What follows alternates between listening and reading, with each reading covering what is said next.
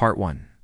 The map in the attic. It all began on a rainy afternoon when Zion, a curious 9-year-old boy with big black eyes, messy black hair, and a love for old stories, was exploring his grandmother's attic. While searching through a dusty chest, he found an ancient scroll tied with a red ribbon.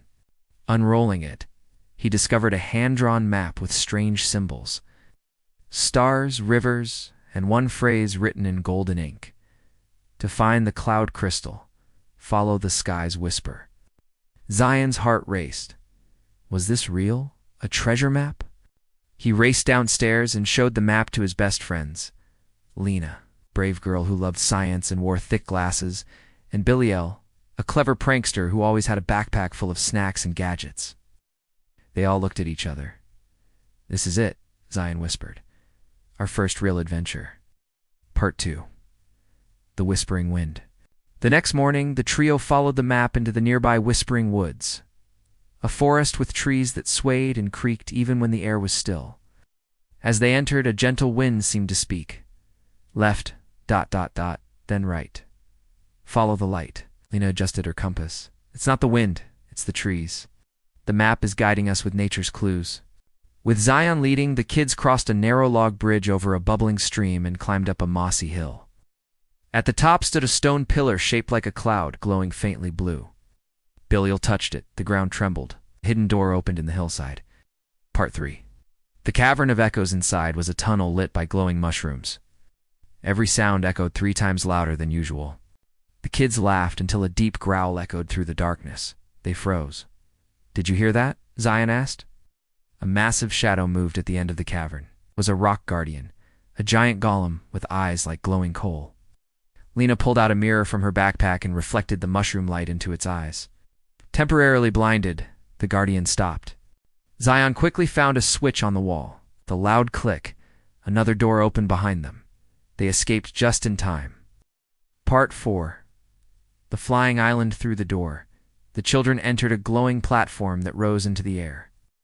It was a sky elevator, taking them above the clouds. The wind howled, and the world below shrank. Suddenly, they arrived at a floating island, lush, magical, with creatures that shimmered in the sunlight. Birds with rainbow feathers chirped in strange tunes. In the center stood a tower with a spiral staircase. At the top, in a glass dome, sat the cloud crystal, pulsing with energy. But guarding it was the sky serpent, long, silver, and fast. Part 5. The Final Test. The serpent spoke in a booming voice. "To touch the crystal, you must answer 3 riddles." The children nodded. "What has no weight but can fill a room light?" shouted Lena. "What flies without wings, cries without eyes?" "The wind," Zion answered. "What is stronger than steel, yet invisible to all?" Biliel thought hard. "Friendship?" The serpent paused, ... and smiled.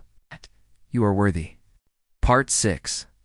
The crystal's gift. As Zion reached out, the cloud crystal floated into the air. It glowed brightly and spun above their heads, raining soft silver sparkles. Each child was gifted something magical.